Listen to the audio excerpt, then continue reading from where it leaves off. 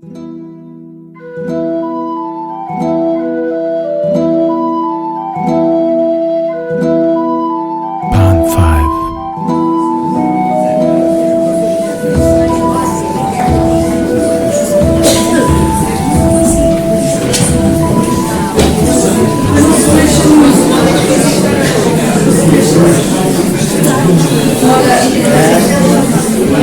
boa tarde. Estamos muito contentes por terem vindo. Muito obrigada. Um pedido de desculpa a quem está de pé. Calculámos mal o espaço. Peço desculpa. Mas é então hora de começar.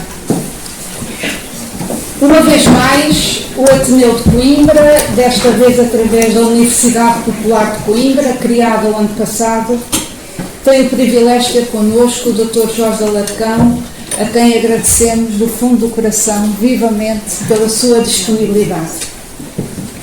E temos também a Dra. Ana Catarina Sousa, Vice-Presidente do Património Cultural Instituto Público, que se associa, vindo propositadamente de Lisboa, a esta iniciativa. Muito obrigada, Ana Catarina.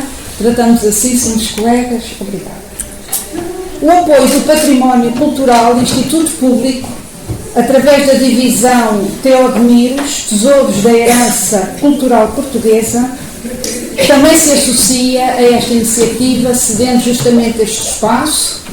Em breve vão entrar em obras, creio que para a próxima vez teremos que ter um auditório mais amplo.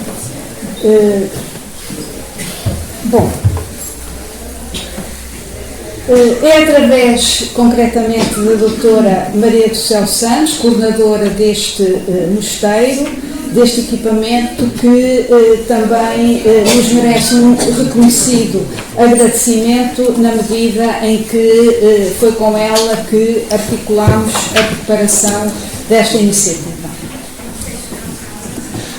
Fazer a apresentação de quem dela não necessita é tarefa muito complicada. Emérito por natureza, o professor Jorge de Alarcão surpreende sempre. Foi professor. Deixou as aulas, mas não as lições, que seus antigos alunos continuam a procurar. Diretor do Instituto de Arqueologia ao longo de mais de 3 décadas. Presidente dos Conselhos Diretivo e Científico da Faculdade de Letras em diversos mandatos. Mas também coordenando a Comissão de Gestão da Faculdade em 1975-76, anos complicados, teve a arte de saber dirigir sem nunca mandar. Premiado nacional e internacionalmente, doutor honoris causa pelas universidades de Bordeaux e de Santiago de Compostela, também serviu a sua nossa cidade como autor. É investigador e mestre de muitos de nós. Só na última década escreveu, para além de outros textos, 8 livros, percorrendo temas tão diversos quanto a Lusitânia e a Galécia do século II a.C. ao século VI d.C., do Douro ao Mondego, de Afonso Magno ao Almanzor, Coimbra, o ressurgimento da cidade em 1537, Coimbra no século XVII, figuras e factos memorantes. Livros publicados pela imprensa da Universidade, pelo Centro de Estudos em Arqueologia, Artes e Ciências do Património e pela editora Lápis de Memórias. Hoje, no âmbito do Programa de Atividades da Universidade Popular de Coimbra, oferece-nos a conferência Memórias do Convento de Santa Clara a Velha, que nos transportará para os inícios do século XIV. Espaço e tempo indissociáveis da vida da Rainha Santa, melhor, de Dona Isabel, santa e padroeira, atributos particularmente queridos a quem é católico. Porém, os interesses científicos do Dr. Jorge de Alarcão são de espectro amplo e inscrevem-se no tempo longo. Debruçou-se sobre a viragem do segundo para o primeiro milénio antes de Cristo, quando a pré-história ficava para trás e os romanos ainda não o eram, mas em breve dominariam. E chegou ao século XVII.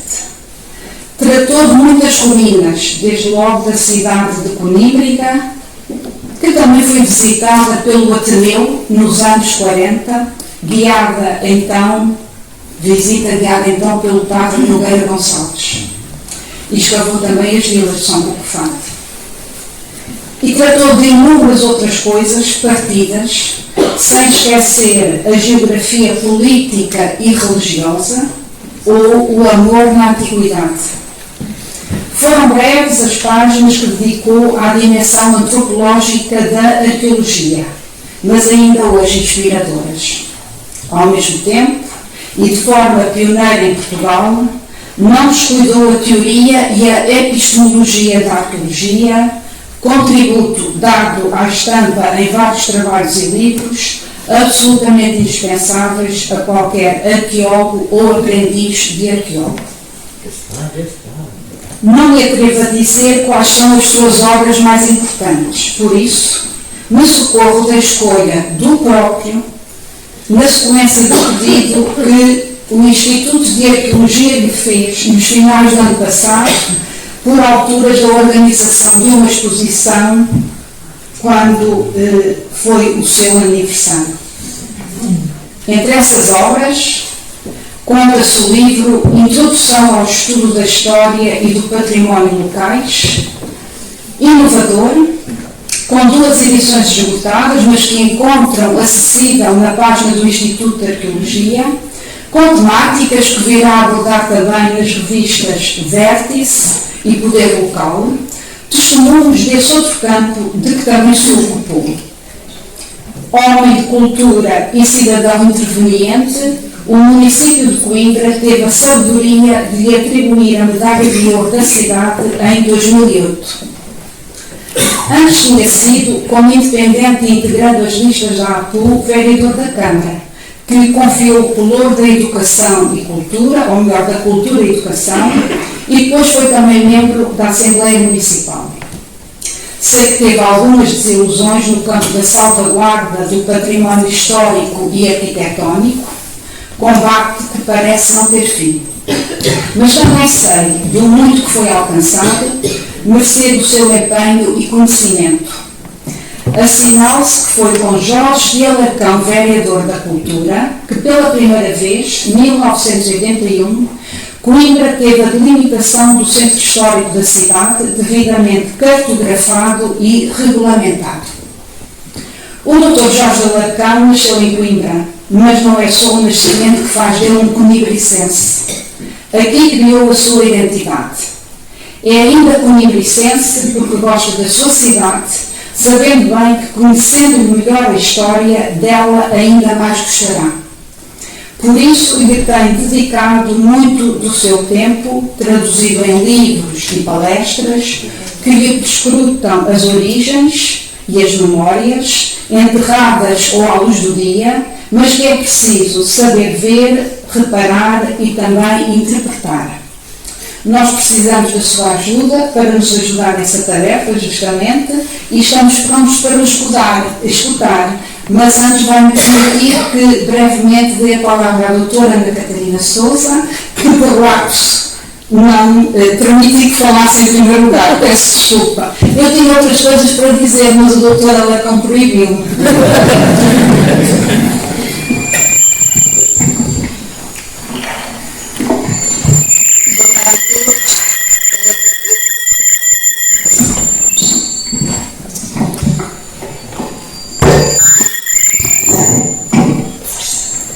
Doutores, em primeiro lugar, muito obrigada a todos por estarem aqui nesta casa, que também é a vossa casa, que é o Mosteiro de Santa Clara Velha, que atualmente está sob a tutela do Património Cultural IP, mas que, independente da tutela, é um espaço cultural ao serviço de todos os que querem fruir deste espaço e que também tem um papel importante e espero ter na cidade de Coimbra, não apenas na sua visitação, mas como polo, sobretudo, na área do património cultural.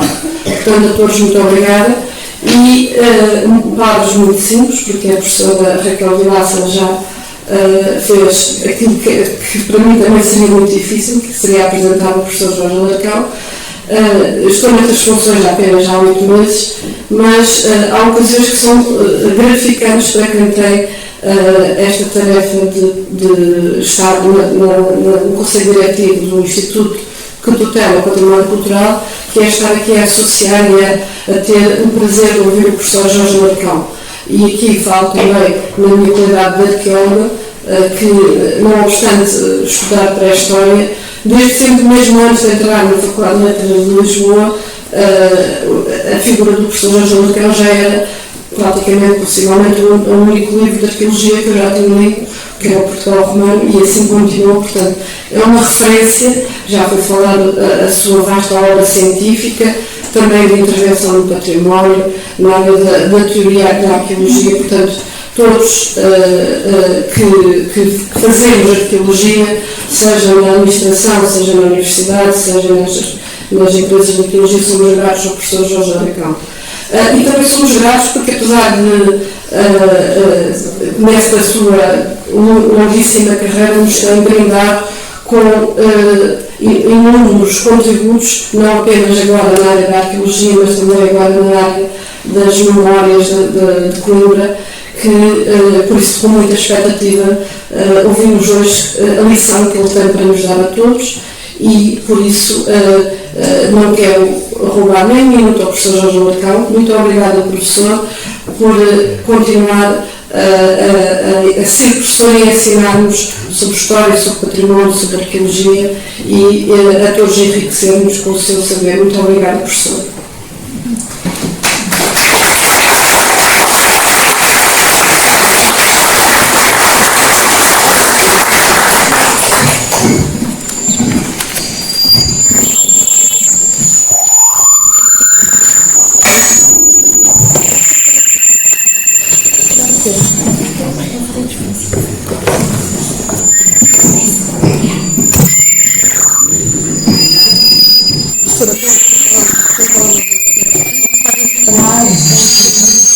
O meu está ali na... Já está. Não vou cortar.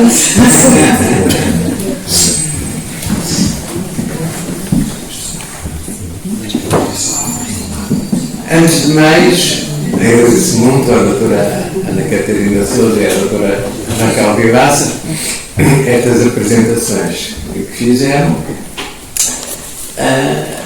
e que pegam por demasiadamente elogiosas e se tornam para mim embaraçosas, porque a assistência fica a esperar tanto de mim que com certeza eu vou desiludir. Devo dizer que não trago novidades sobre o convento de Santa Clara a Velha, até porque não era propriamente esse o objetivo, creio eu, do Ateneu ou da Universidade Popular quando pensaram nesta conferência, mas era qualquer coisa destinada ao grande público. Efetivamente, como verão, para aqueles que mais ligados a estudos históricos, designadamente aqui de Coimbra, conhecem bem a história, a minha conferência não traz novidade nenhuma. Talvez uma pequena. Mas a maioria do público, mesmo aqueles que com certeza já visitaram noutras ocasiões o convento e o museu, enfim, não terão conhecimento de um edifício que tem pré-história e tem história. E vamos começar exatamente pela pré-história. Em que medida é que o convento de Santa Clara a Velha tem uma pré-história? É que o convento foi fundado pela Rainha Dona Isabel, mulher de Dom Luís, a Rainha Santa, para os lembranças. Mas já antes tinha havido um outro mosteiro.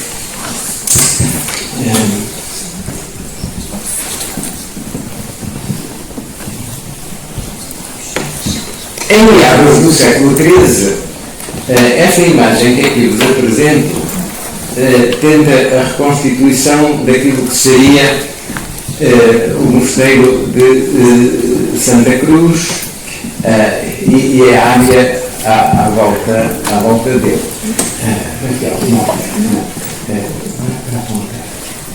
Para apontar Corrados, talvez não. Aqui. Sim. Portanto, nós temos aqui o convento, o mosteiro de Santa Cruz.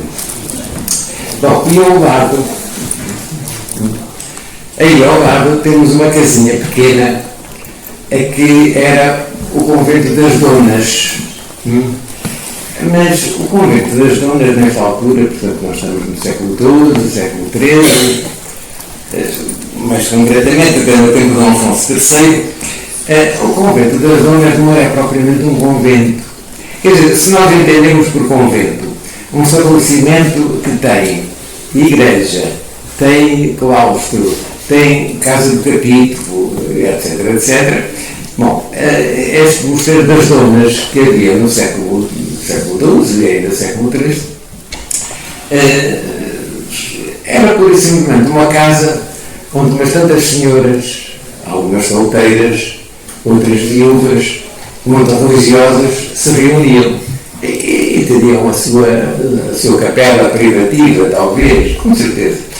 Não é propriamente um convento. E então, nesse mosteiro das Donas, professou, e aqui até o próprio termo professou pode ser discutível, porque enfim, não haveria propriamente haveria uma consagração a uma vida religiosa, mas propriamente sem grandes votos. Bom, mas então a Dona Mor Dias ingressou nesse convento. Não era propriamente uma senhora nobre, suponho que a doutora Leontina Ventura não me desmente, mas era filha de um alcaide de Coimbra e, portanto, pessoa com alguma fortuna. E essa senhora ingressou no convento e fez logo um testamento, dizendo que quando morresse queria ser enterrada no mosteiro de Santa Cruz e que deixava seus bens ao mosteiro de Santa Cruz. Porque o convento das Donas dependia do mosteiro de Santa Cruz. Mas uns anos mais tarde arrependeu-se e resolveu fundar um convento aqui em Santa Clara, que foi o convento anterior ao da Rainha Santa.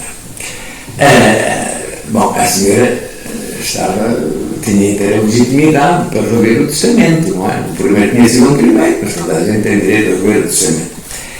Mas os frades crúzios, os fóruns crúzios, não ficaram nada contentes, porque a fortuna da senhora não eram tão os pobres, com certeza eram livres, não é?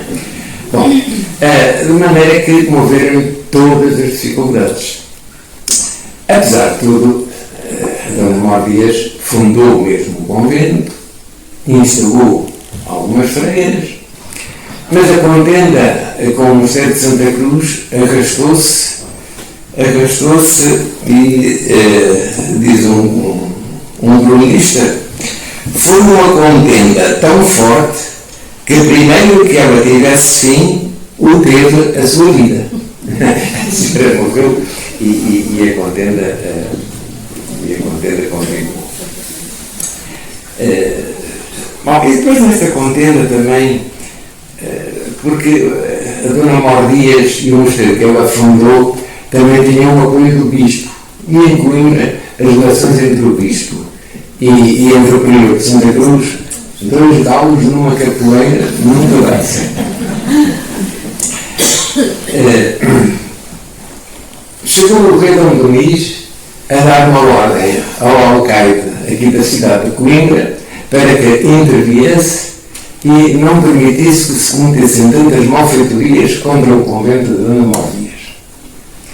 Bom, mas as malfeitorias foram tantas que a certa altura, já depois da morte da Dona Mor Dias, as freiras abandonaram o convento. Tiveram que abandonar o convento. E diz então outro cronista: umas poucas de donas que naquele lugar estavam foram lançadas fora dele. As casas foram despovoadas e aquele lugar, começado para serviço de Deus, tornou-se acolhimento de homens maus e de mulheres públicas e sem vergonha. Bom, a rainha Dona Isabel, a certa altura, interveio. No seu testamento, no seu primeiro testamento, redigido em 1314, destinou 500 libras àquele lugar que está em Coimbra e que se chama de Santa Isabel, que fez Dona Mor Dias, se fizer alguma coisa em serviço de Deus. Portanto, em 1314, a rainha ainda estava assim hesitante entre intervir, não intervir, mas essa hesitação durou pouco e logo 4 anos depois, em 1318, já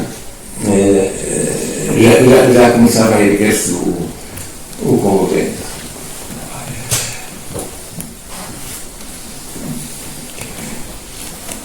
Bom,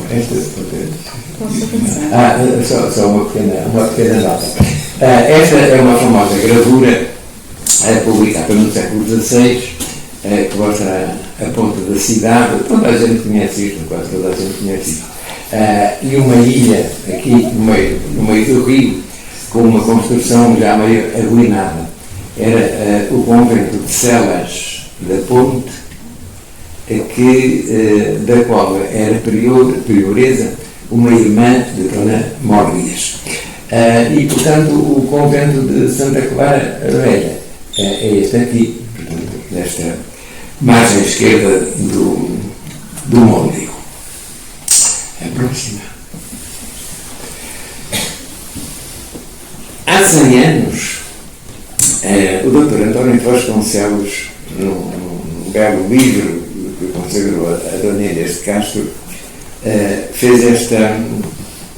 apresentou esta planta de mosteiro. Quer dizer, vem um mosteiro com 2 claustros e depois vem aqui assim duas construções que são o hospício e o palácio da rainha.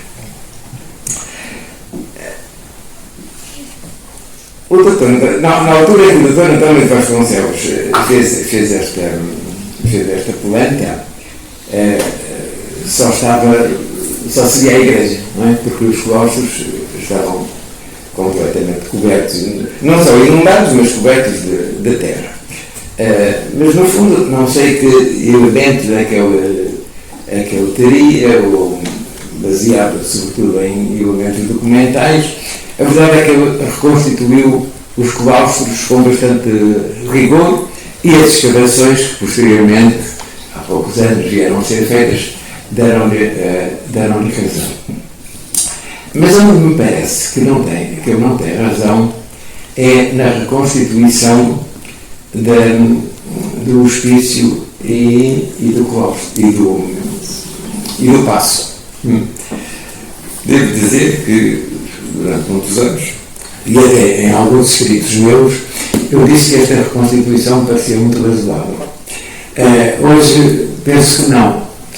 E quando eu há pouco disse que pouca novidade trazia, que só tinha talvez uma coisa com alguma importância que seria novo, é exatamente no respeitante a estes 2 edifícios. Passam aqui. Bom, aqui temos uma reconstituição feita recentemente por um artista do que seria à frente o paço da rainha e atrás o hospício. Ora bem, eu não acredito nisto por 2 razões. Primeiro, o hospício ou o hospital, nessa altura a palavra hospital não tinha o sentido que não se usamos a palavra hospital, não é? Quer dizer, na Idade Média, um hospital era mais uma casa onde se acolhiam pobres e pessoas já de uma certa idade, não era para tratar da saúde das pessoas, era para as mães. E este hospital que a Rainha Santa criou tinha 10 homens e 10 mulheres. E, portanto, não me parece que o edifício que nós vemos por trás fosse o hospício, sendo o edifício da frente o Paço da Rainha. Porque a Rainha tinha uma corte, tinha o seu capelão, a Rainha tinha as suas aias, as suas damas de companhia, os seus criados, que não deviam ser poucos. Portanto, o pessoal do Paço tinha que ser muito mais que as 20 pessoas do hospício, do hospital. Bom, por outro lado, o hospital teria naturalmente uma capela privativa, mas nada que se assemelhasse a esta igreja que nesta imagem se desenha hipoteticamente. Portanto, a razão para eu duvidar desta reconstituição é que eu acho que o Paço era muito mais importante do que o hospício. E, portanto, nós devíamos inverter a posição dos dois edifícios. Mas não pensar que o Paço era qualquer coisa semelhante àquilo que se vê aqui como hospício e que o hospício era qualquer coisa semelhante àquilo que se vê aqui como Paço. Bom, há uma outra razão para eu hoje considerar que esta reconstituição não faz sentido, tem que ser vista, não é? É que o suposto Paço fica para o interior. O suposto hospício fica para o lado do rio. Ora, se a Rainha vivesse neste espaço, em grande parte as suas vistas sobre o rio e sobre a cidade eram gravemente prejudicadas. Ora, todos nós, aqui de Coimbra e quem nos visita, sabe que realmente uma das grandes vistas de Coimbra é a vista de Santa Clara sobre a cidade, não é? Com a universidade lá no cimo, claro que no tempo da Rainha Santa e no tempo do Almirante, a universidade não tinha o vulto imponente que hoje tem. Mas, de qualquer forma, já é um passo com alguma dignidade. De modo que devemos inverter estas posições. O próximo. Conserva-se ainda hoje este muro, que na interpretação do Dr. António Vasconcelos, e suponho que muita gente segue a mesma ideia, seria o muro do Paço.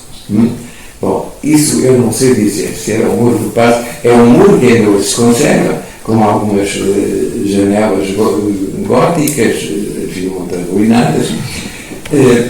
Eu suponho que este seria um muro exterior. Quer dizer, o interior ficava para o lado de cá. E porquê é que eu digo isto? Porque veem aqui ao longo do muro há uma série de buracos ou alvéolos, não é? E pelo seu espaçamento muito regular, parece-me que seriam para inserir as traves do sobrado.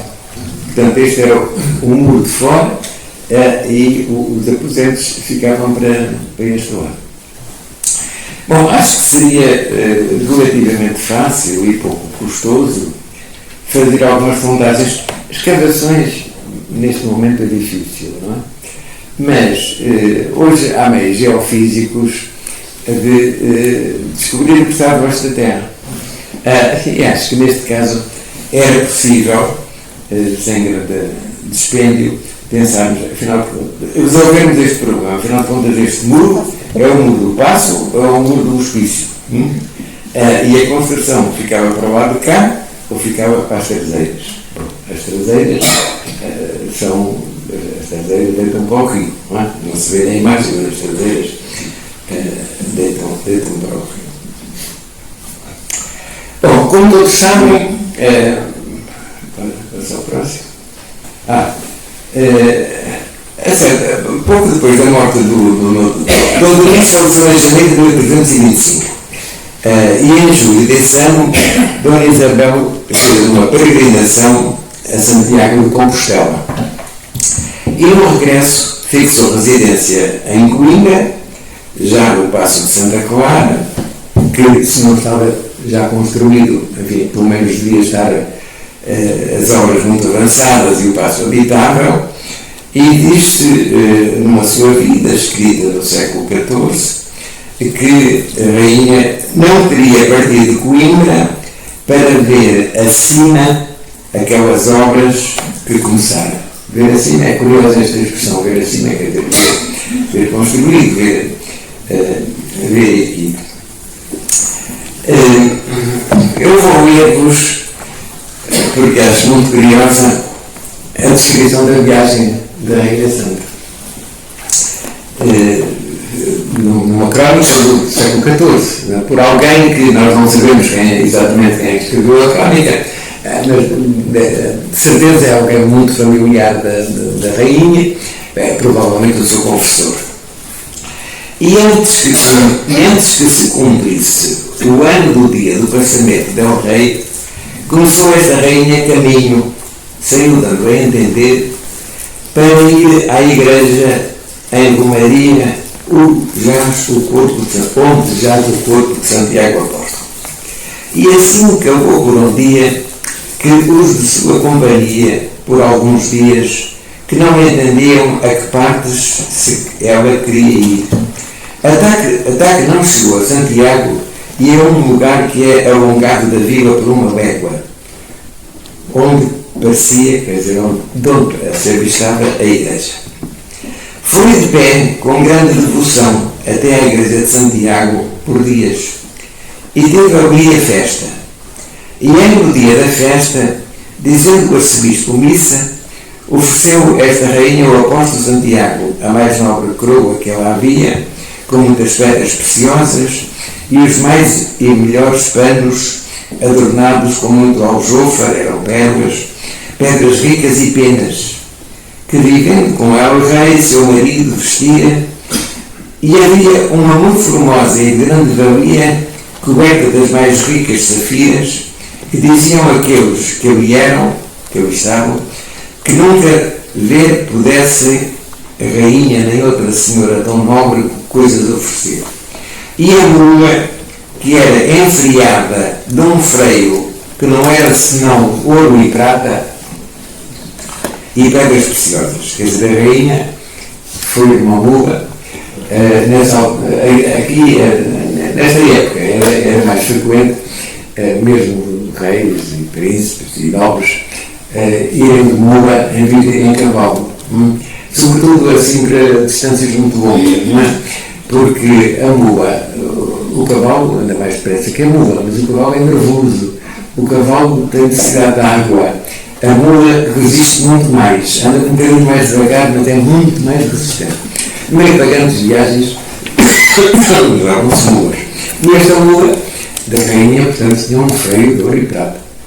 E a rainha deu a mula ao arcebispo. Lá ficou, não sei como é que depois veio noutra mula, com certeza. Bom, e depois, e cumprindo a sua romaria, o bispo da igreja deu à rainha um bordão e exportá-la para o bordão e depois exportá-la para ser romeira de Santiago e tornou-se a Portugal. O bordão, como sabem, da Rainha Santa ainda se conserva. A exportá-la era uma bolsa para levar os mongas, desapareceu. Bom, eu tenho aqui há uns anos, resolvi fazer um mapa do percurso da rainha, desde Coimbra, que era a partir de Coimbra, desde Coimbra até Santiago de Compostela, com as várias paragens.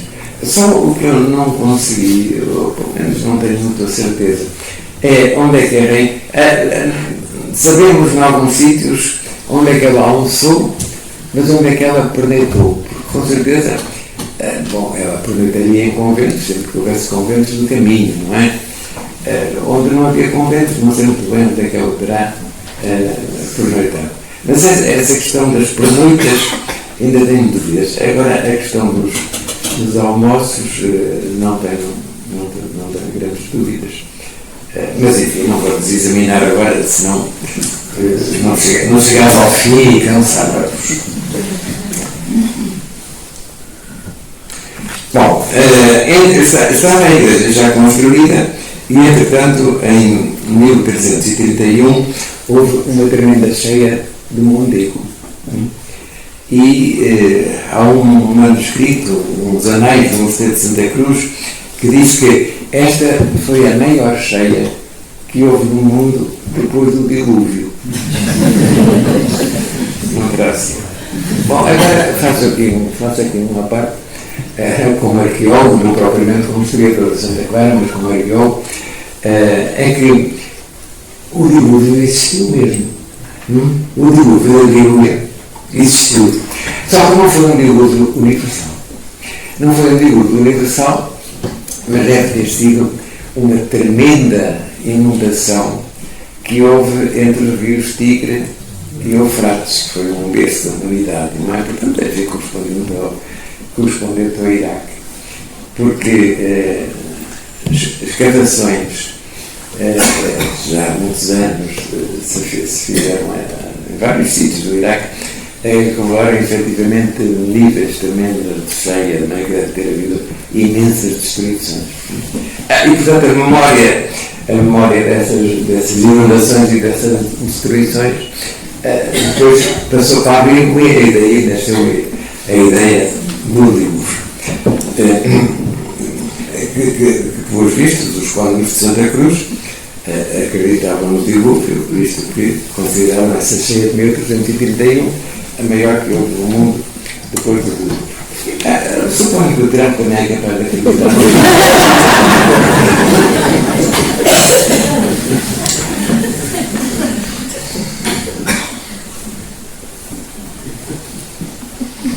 Bom, e aqui nós temos duas iluminuras do século XVI que mostram a rainha a chegar à porta da igreja de Santiago de Compostela e depois em baixo a rainha junto do arcebispo de Santiago de Compostela. Enfim, isto é uma fantasia, não é? Mas é uma fantasia curiosa e são iluminuras muito bonitas. A seguinte. Bom, e esta cheia, na altura em que houve a cheia, já a rainha tinha mandado fazer o sarcófago, não é? O túmulo, e já existia o túmulo no piso baixo da igreja. Mas em função das cheias, a rainha mandou fazer este piso, que está ali representado a vermelho, e mandou mudar o sarcófago para cima. Neste convento e nesta igreja, ou nesta igreja, não no convento, não nesta igreja, casaram o Dom Duarte e a Dona Leonor, que é uma história também curiosa, mas enfim, eu posso fazer alguns apontamentos sobre estas histórias, mas se me percam por nós, depois não chego ao fim. Mas este casamento foi um bocado problemático, porque, em primeiro lugar, o Dom Duarte casou muito tarde. Casou com 30 e não sei quantos anos. E, para a altura, os casamentos com os príncipes, às vezes antes dos 10 anos, já se combinavam os casamentos e casavam aos 14, embora o casamento pudesse não se confirmar. Bom, mas casou muito tarde. Não sabemos muito bem porquê, não terá sido por culpa dele, talvez por exigência do pai, do Dom João I. Mas o Dom João I não deve ter gostado muito do casamento. E não veio ao casamento. Aliás, o casamento primeiro esteve pensado para Évora, acho que Évora, talvez 90 espécies de Évora. E depois, a pretexto de que houve uma epidemia, não se realizou e a alta agora passou para Coimbra. E o Dom João I nem sequer veio. enfim, estiveram presentes os irmãos, o infante Dom Henrique, o infante Dom Pedro, mas o Dom Duarte e a Dona Leonor ficaram muito sentidos com isso. Bom, mas antes do casamento do Dom Duarte e da Dona Leonor, temos que situar o célebre episódio do assassinato, entre aspas, da Inês de Castro, que ocorreu no Paço. Bom, porquê é que eu ponho o assassinato entre aspas? Porque hoje, desde há muito tempo, está provado que não foi propriamente um assassinato, mas uma execução por motivos políticos, não é? Quer dizer, o Dom Afonso IV reuniu-se com os seus conselheiros, aliás em Montemoro Velho, e tomaram a deliberação de matar a Inês de Castro porque era contrária aos interesses nacionais e corria-se o risco de o Dom Pedro, quando fosse rei, depois fazer alianças com a Galiza ou com o Castelo e tal. Por isso ela foi, digamos assim, condenada e executada. E nós sabemos que ela foi executada, ela não foi executada, bom, mas isso acho que toda a gente sabe, junto da chamada Fonte dos Amores, não? Nem aquelas manchas vermelhas são sangue do doente, nem são algas, não é? Mas foi executada no Paço mesmo, e porquê? Porque em 1527 o rei Dom João III veio a Coimbra. Havia grandes obras na universidade, havia também grandes obras de reforma no mosteiro de Santa Cruz, e o rei veio a Coimbra e demorou aqui uns meses. E com o rei veio o Gil Vicente.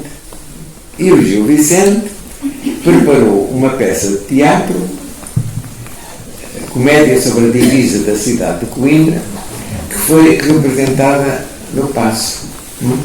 E nessa comédia diz-se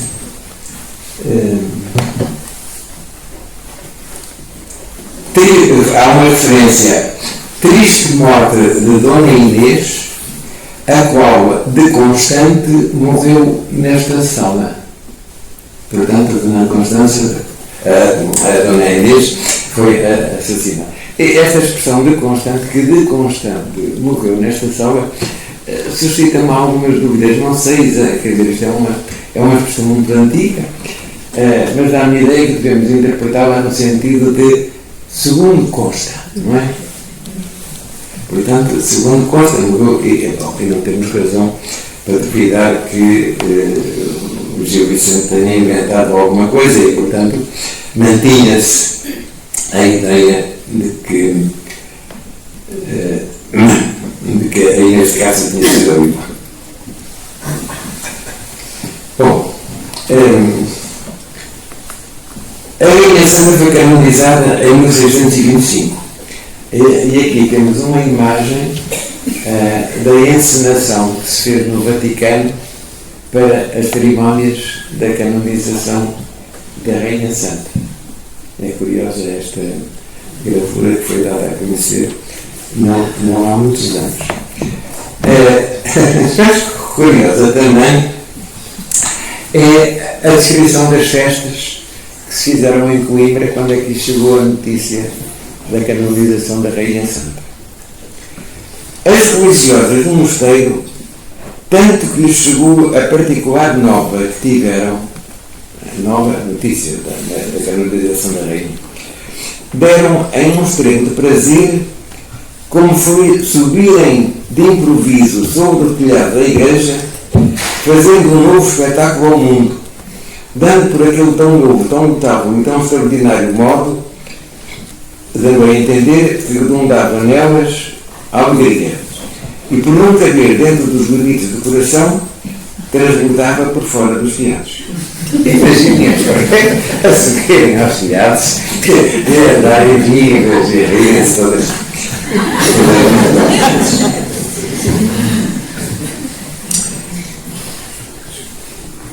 Bom, fez entre outras, houve muitos festejos durante vários dias, e um dos festejos foi uma procissão. Poucos anos antes tinha-se comemorado em Coimbra também a canonização do Santo Inácio de Loyola e do São Francisco Xavier. E fez-se uma procissão, da qual temos uma descrição magnífica do século XVII. A procissão era um cortejo alegórico, porque eram tantos os carros, eram tantas as divindades da mitologia greco-latina que iam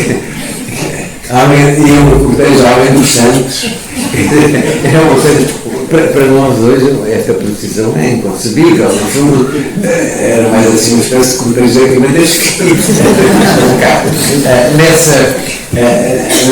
Nessa chamada procissão em que se comemorou a canonização de São Francisco Xavier e de Santo Inácio da Loyola, inclusive havia um elefante. Imaginem um elefante a passear pelas ruas abaixo em 1627. Havia um carro que era um manau, nesse manau tinha feito um carro que era um manau, e diz o cronista que a nau era tão perfeita como as naus que navegam para a Índia. Inclusivamente, não sei como é que isso se faria, mas a nau devia ter lateralmente uns panos que eram agitados para dar ideia das ondas.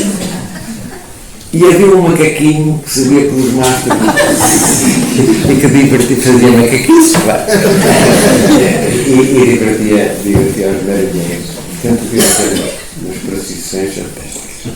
Bom, esta procissão da Rainha Santa não teve o falso da outra dos jesuítas, mas diz-se, ficou-nos também dela uma descrição, iam logo em seguimento o Sol, a Lua, com as demais planetas.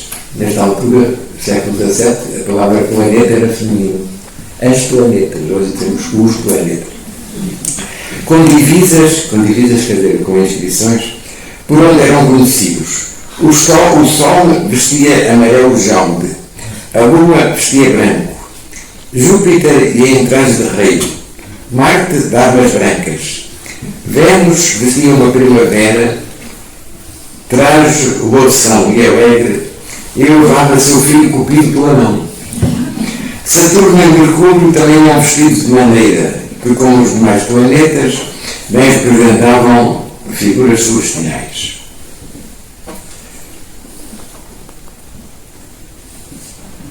Bom, iam ao rei Dom Denis, marido da Rainha Santa, entre o infante Dom Afonso, seu irmão, e o príncipe seu filho, a cavalo, também vestido de armas brancas, que a Santa Rainha, outro sim, meteu em pazes. Em a mesma estância, onde iam os dois reis já pacíficos, e a Santa Rainha em um carro triunfal muito aparatoso, vestido de trajes reais, e a sua ilaga, a figura da paz, vestida de lançamento de branco, que com uma das mãos punha na cabeça da Santa Rainha uma capela de flores e com a outra lhe dava uma palma. Atrás de Arca de Noé, com muito artifício e de luxo, contrafeita, quer dizer, contrafeita fabricada. Dentro muita diversidade de animais que se deixavam ver com as frestas dos compartimentos por onde iam repartidos e apartados por seu género. Bem, a descrição continua, mas, enfim, por aqui já podem imaginar o que terão sido estes festejos em 1625 por Rainha Santa.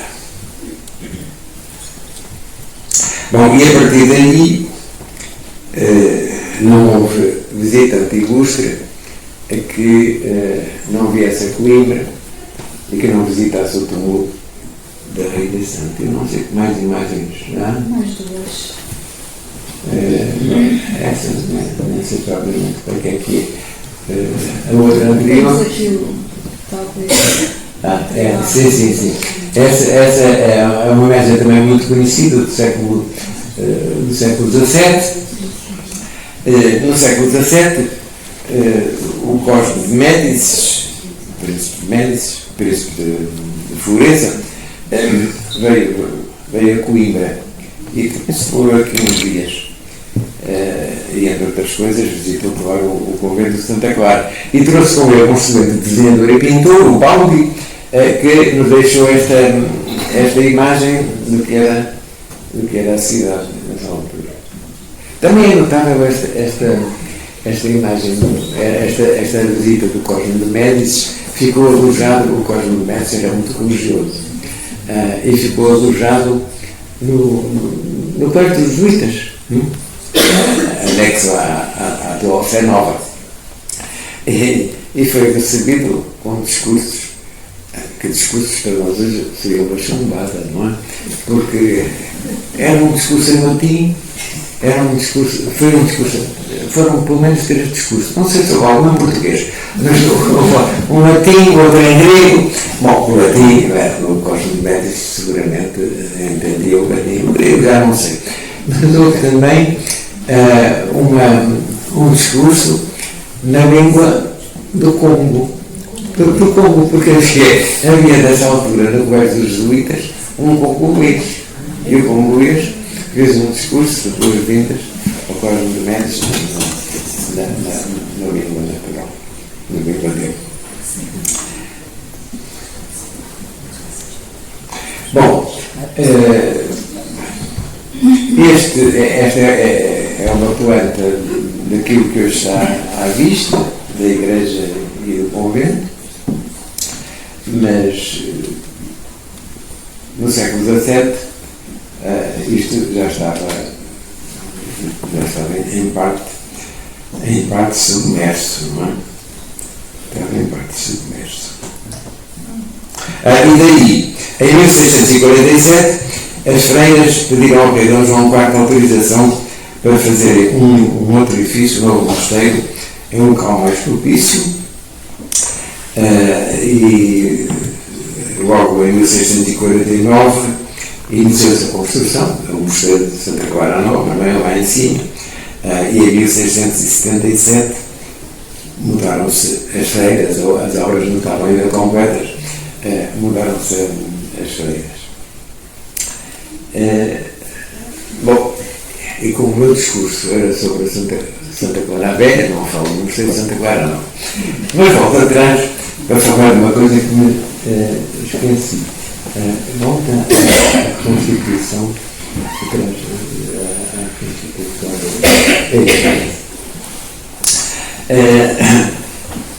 portanto, fosse onde fosse que estivesse o passo e estivesse o hospício, mas alguma coisa existia em 1527, visto que foi aqui representada a tal comédia sobre a divisa da cidade de Coimbra, do Gil Vicente, perante Dom João III e a sua corte.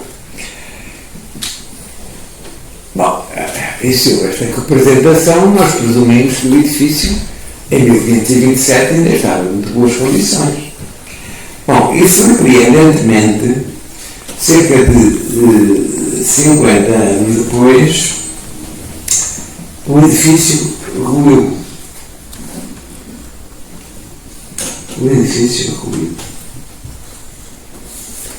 Eu não sei se tenho aqui, porque é muito curiosa esta descrição.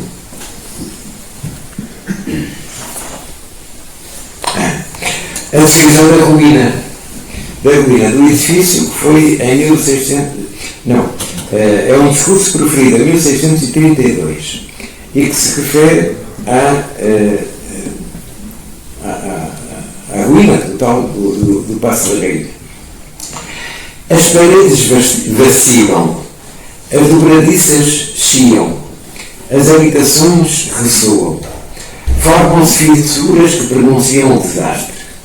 Uma catástrofe horrorosa estava quase a consumar-se, se a estrutura de todo o edifício, já pronta a desmoronar-se, não advertisse os inquilinos do perigo iminente com a colisão das residências ruidosas.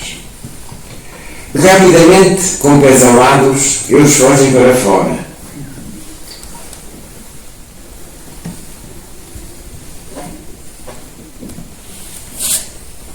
Um menino, então, tinha permanecido nas últimas habitações por imprudência, e como era ignaro e incauto, o passo que se desagregou com os abalos contínuos, soterrou, ocultou, sepultou.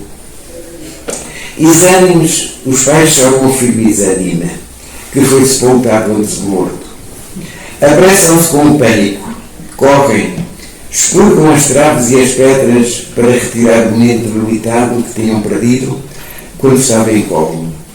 Finalmente chegaram ao lugar onde as traves, que como que propositadamente estavam numa parte fixadas na parede e noutras no pavimento, para dentro da rua da côncava,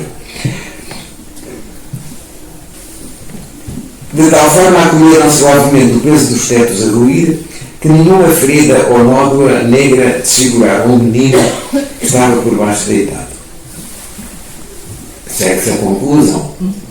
Com efeito, a humaníssima mestra, a Rainha Santa, não pôde suportar que acontecesse a um pequenino aprendiz, especialmente a um pobre inocente, dano de morte a partir da sua casa, onde ela, enquanto vivia, despendera tantos recursos a fim de erguer, nutrir e acalentar este género de homens. Quer dizer, o menino salvou-se da ruína, por intervenção milagrosa da Rainha Santa. Bom, e com esta salvação do menino, estou por terminar a minha conferência.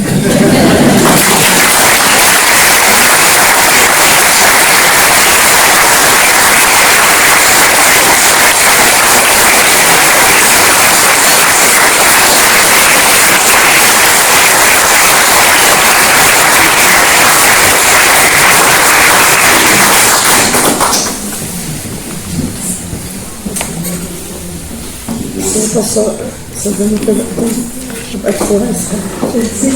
Não. Sim. Só realmente isso é o que acabaste a lição e o desafio que fez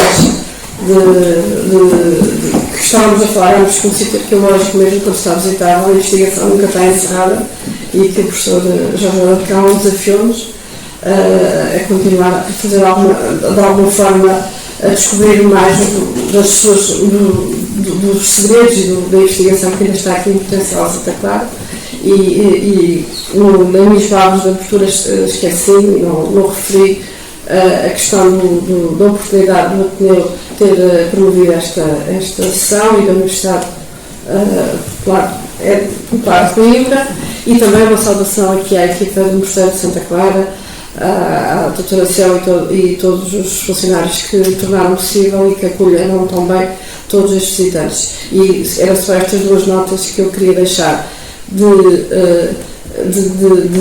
alguma forma o professor Alarcão nos desafiar para continuarmos a estudar este espaço, e também das equipas que hoje investigam e cuidam e geram este edifício. Eu tínhamos esquecido e não queria deixar de dizer. Muito obrigada.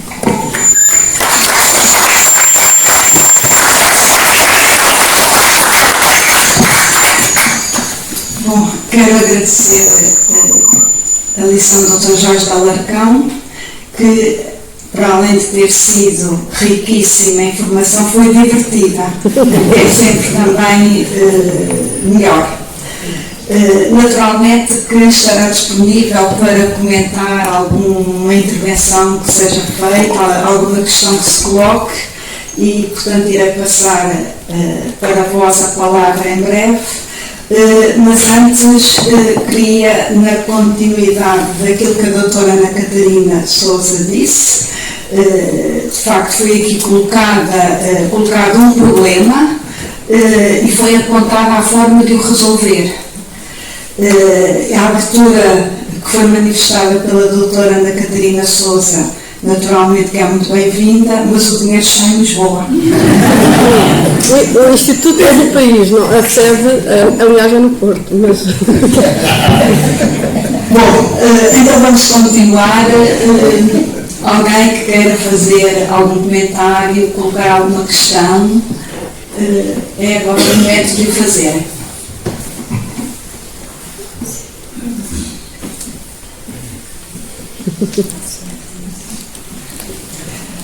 Sim, faz favor. No caso da Dona Mor Dias, com o testamento que ela fez, o primeiro testamento que ela fez, que queria deixar tudo para o Mosteiro de Santa Cruz. Sim. Mosteiro de Santa Cruz, e neste caso ela queria mudar o testamento, seria possível ela mudar e os outros eram obrigados a respeitar, ou neste caso não seria, porque depois teve o fim que teve, foi tudo para o Mosteiro de Santa Cruz? Não. Quer dizer, a legislação nessa altura era igual à de hoje, não é? Quer dizer, uma pessoa faz um testamento, mas se arrepender, 2 anos ou 3 anos depois, ou seja, pode fazer um novo testamento que anula o antigo. Não é? É perfeitamente legal. Não é? E aqueles que tinham sido beneficiados pelo primeiro testamento, se agora o segundo ficarem desguarnecidos, não têm direito a reclamar, não é? Portanto, a atitude dela é perfeitamente legal.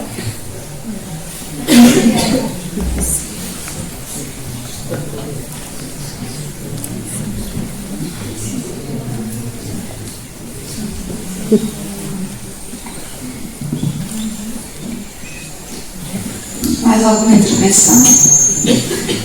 Uma lição que cruzou a arqueologia com a história, estão aqui historiadores e arqueólogos, para além, evidentemente, de todos os demais presentes, curiosidades que tenham.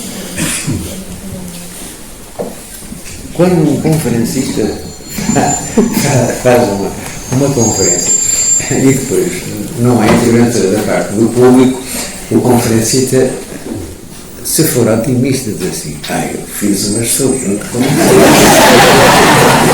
Se for pessimista, diz: fui chumbado.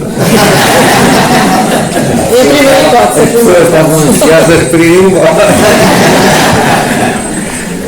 Não estavam ansiosas por ir embora, isso acho que não estavam, não é? Porque não vi ninguém a ir embora. E quando há alguém que vai embora, é sinal a que o conferencista deve estar atento, porque deve preparar-se para encerrar a sua conferência. É por isso que eu nunca dei aulas vendo. Às vezes até nem levava apontamentos. Não quer dizer que as minhas aulas fossem de improviso, não, eram preparadas em casa, não é? Mas não a descrevia.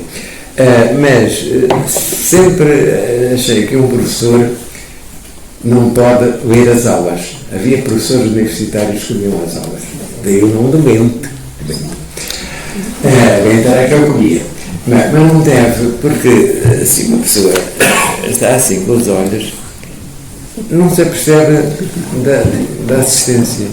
E não vê se está um aluno a dormir, se estão 2 alunos a conversar, se há alguém que entretanto saiu.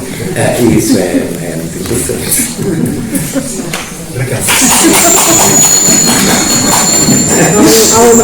Sim, doutora Blanche, faz favor. Não pode pronunciar com essa concepção do professor, que eu até dava as aulas de pé e andava pela sala. Dava as aulas de pé e andava pela sala. Pela frente, não entrava pela sala. O que me facilitou muito quando descobriu aqueles microfones de lapela. Porque as salas da faculdade eram 200 e tal alunos, então, para mim facilitou muito essa descoberta científica. Muito bom. Mas o que eu queria era aproveitar a ocasião para que o doutor nos explicasse melhor como é que foi essa questão das inundações. Porque eu sempre ouvi dizer, mas as redes tiveram que mudar porque vieram águas da encosta e o rio subiu, o nível das águas e todo o antigo convento ficou inundado e as freiras tiveram que subir a encosta acima e mandar fazer o convento lá em cima. Como é que é essa história das águas e da inundação? Olha, é assim, o Mondego é um rio e sempre foi um rio extraordinariamente irregular. Quer dizer, que leva muitas águas de inverno e quase nenhumas de verão.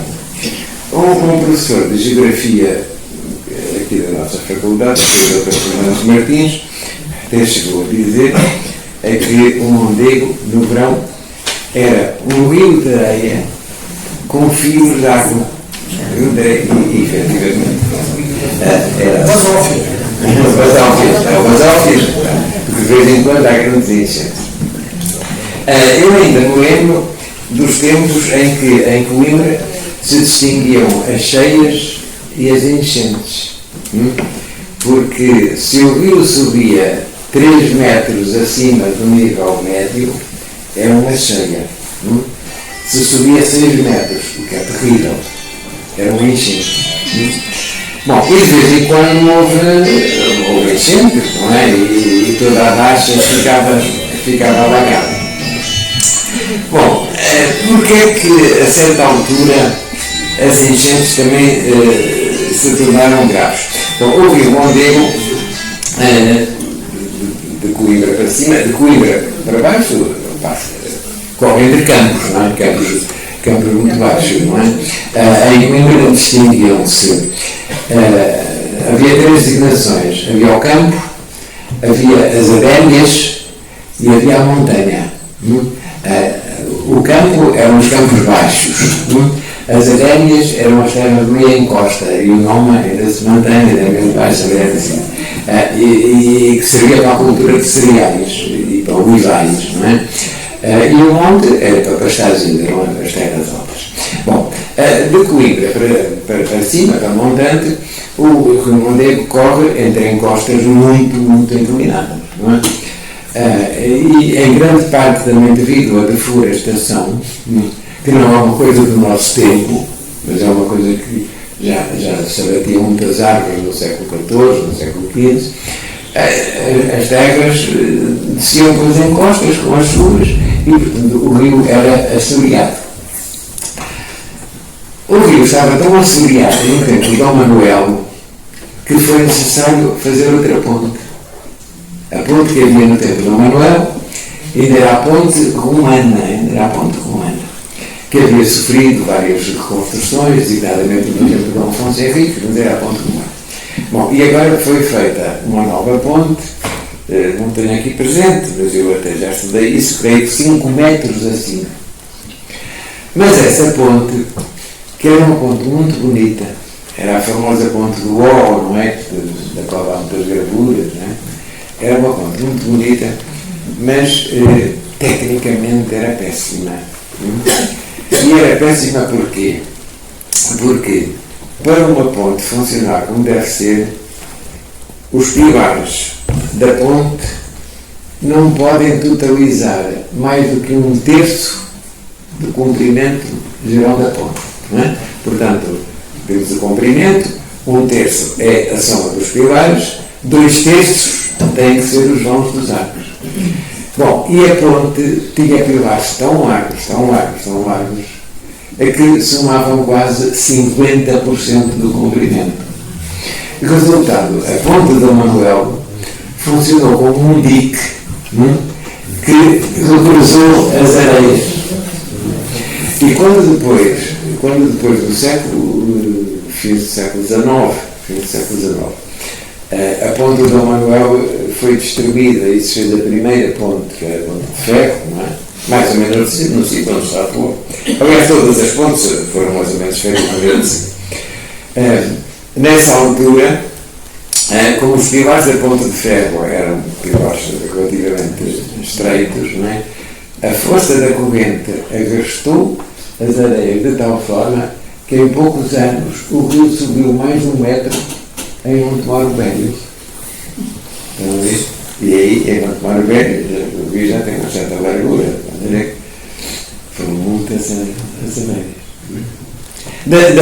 Portanto, respondendo à sua pergunta, essa cheia de 1381 deve ter sido uma das maiores cheias do Mondego, e tiveram razão os padres de Santa Cruz a dizer que foi a maior cheia do mundo depois do dilúvio.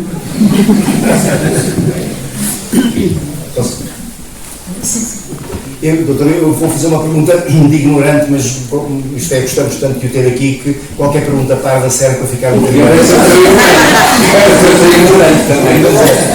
é de facto ignorante. Eu sou do tempo em que nós íamos brincar aqui para o convento, não é? Porque estava tudo cheio de água, não é? E nós divertíamos os miúdos a enviar pedras para ver quão fundo era aquele poço. De facto, já no tempo da minha vida adulta, foi tudo desenterrado, digamos assim. Eu gostava de saber quais foram as grandes novidades, as grandes surpresas que os estudiosos tiveram quando, em efeito, se depararam com um edifício já com a parede a tocar no chão, não é? O que é que foi, de facto, surpreendente depois do desenterramento deste convento? Olha, não está aqui o Dr. Arturo Corte Real, que foi quem fez as escavações, e também, mas eu já não vejo muito bem, não sei se está aqui o Dr. Francisco Pato de Nasceu, que é completamente, parece que não está, que acompanha as escavações e fez um belíssimo estudo sobre o mosteiro. Bom, digamos que do ponto de vista topográfico não houve novidade, não é? Já se sabia mais ou menos quais eram as dimensões do claustro, não é? Porque havia descrições do século XVII e do século XVIII. Agora, o que não se fazia ideia é como as coisas ainda estavam conservadas, não é? Inclusivamente o pavimento do claustro e da igreja. Apareceram muitos fragmentos de escultura, de capiteis, de colunas e tal, de maneira que isso permitiu conhecer essa planta. Mas agora, em função dos fragmentos de arquitetura que apareceram, é possível fazer-se uma reconstituição da riqueza. Realmente o mosteiro foi uma das melhores obras que se fez na época.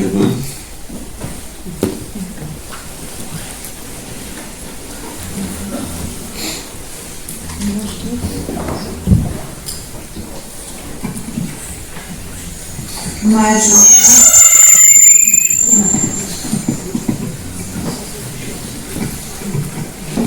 Sim, faz favor. Quando o mosteiro foi abandonado e as feiras foram transferidas para o Santa Clara Nova, Sim. ele estava em perfeito estado, exceto o alagamento. Não, estava completamente alagado já.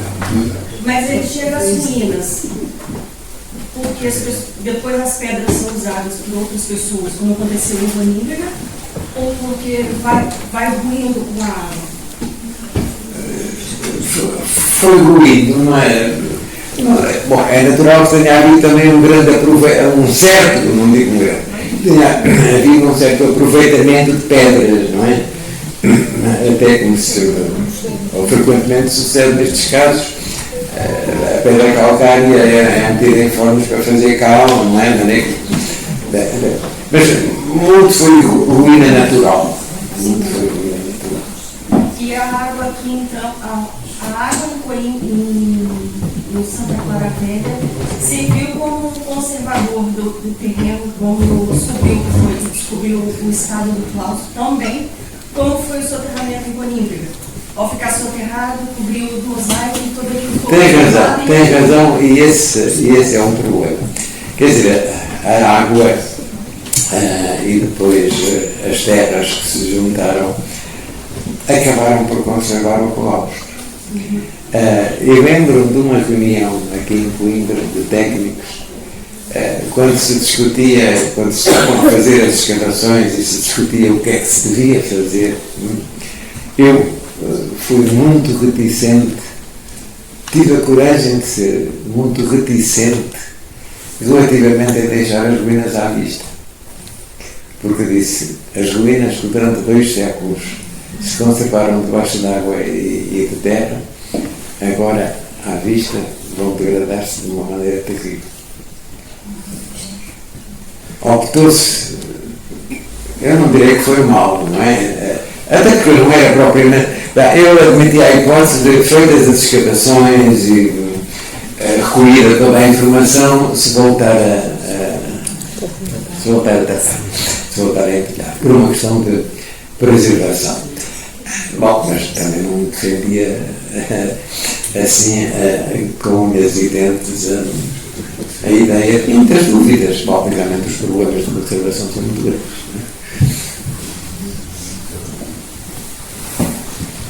E não é madeira, porque se fosse madeira, se um arqueólogo descobre alguma peça de madeira no discurso de uma escavação, a primeira coisa que deve fazer é meter essa peça de madeira num saco de plástico com água. E só depois é que pode mandar para um laboratório, porque o que é que sucede? Quer dizer, a madeira, ou uma peça de madeira, é feita de células, não é? Feita de células. A madeira viva das células morre, mas entra em água, e a água preenche as células e mantém, portanto, as paredes das células. Se a gente retira uma peça de madeira numa escavação da água e a põe ao sol, a água evapora-se, as células colapsam e, portanto, a peça de madeira desaparece. Mas é que tem que ir para um laboratório para, no laboratório, se substituir em água por qualquer outra matéria sintética. Assim.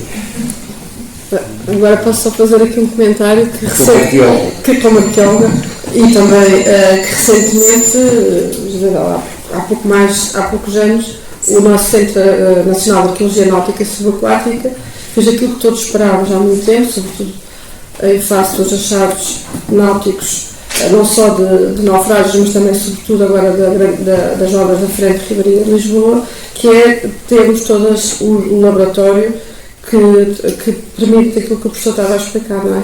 Que é substituir, portanto, é uma área que tem chabregas, onde temos centenas, talvez, não, de tanques com madeiras submersas, algumas delas escavadas há dezenas de anos, à espera de entrarem em fase de produção, por assim dizer, no laboratório de conservação e restauro.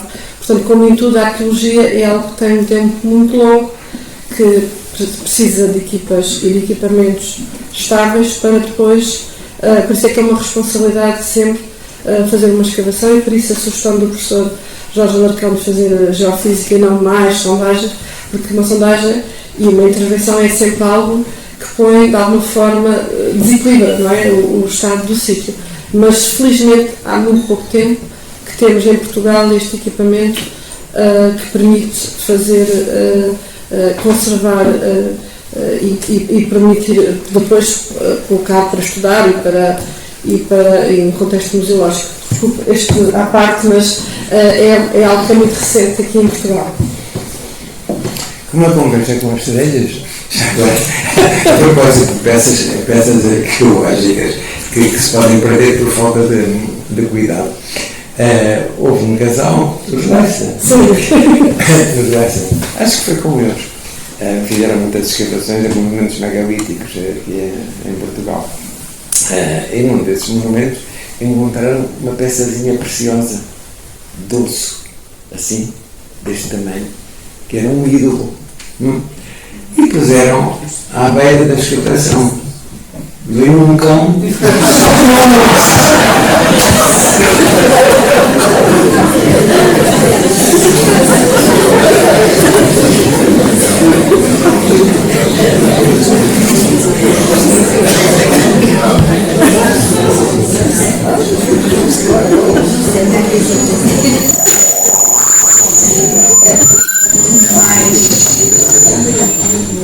Mais alguma intervenção? Bom, então antes de terminar, e como a conversa é com as cerejas, não é queria também dar um bocadinho de testemunho, até porque estão aqui pessoas, amigas minhas de infância, que também participaram disso. De facto, a história deste espaço está ligada à água, é óbvio. Felizmente que em 1976 o Estado adquiriu os terrenos do edifício, que era privado, e a partir dos anos 90 iniciaram-se as obras de recuperação, etc. Todavia foi feita uma primeira intervenção de limpeza do edifício, de que os processos não resistam, e que teve a ver com o dia 6 de outubro de 1974, o dia em que o governo da época pediu um dia de trabalho à nação e pessoas aqui de Santa Clara, do Rocio até às Almas de Freira, viemos limpar o convento. Eu escolhi integrar ali com a minha amiga Graça a equipa que foi limpar o telhado. Foi fácil, tínhamos menos 50 anos. A cota estava justamente muitos metros acima, entrava-se na altura por uma janela e não pela porta, e portanto essa foi a primeira intervenção de facto na democracia do contributo de populares para a preservação deste espaço. Então, vamos lá, Ana Catarina.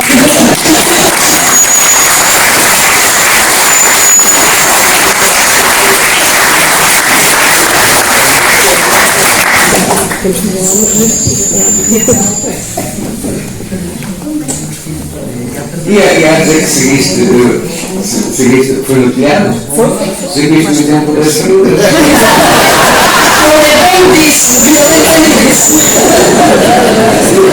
Só que não conhecia a história. Bom, se calhar de irmos encerrando isto aqui, porque antes de irmos embora queria ainda dar duas notas. Bem, uma é muito breve e é para dizer que encontrou ali fora um papel ou dois, não sei, da Universidade Popular de Coimbra para aqueles que queiram deixar o seu contacto de forma a irem acompanhando os nossos programas, as nossas iniciativas, possamos justamente vos fazer chegar essa informação. A segunda nota é a seguinte: a doutora Maria do Céu Santos, coordenadora aqui deste espaço, está disponível para quem quiser fazer uma curta visita aqui ao museu, às instalações. Creio que lá fora já não será possível, até porque não sei se já é noite, mas pelo menos aqui dentro a parte do museu, e portanto quem quiser ter essa possibilidade é a altura, até porque daqui a uns meses este espaço vai encerrar para obras e portanto não será tão breve que terão oportunidade de voltar. E resta-me agradecer a todos vós e naturalmente um agradecimento muito sentido ao Dr. Jorge Alarcão por mais uma vez se juntar a todos nós e ao Ateneu Universidade Popular. Muito obrigada.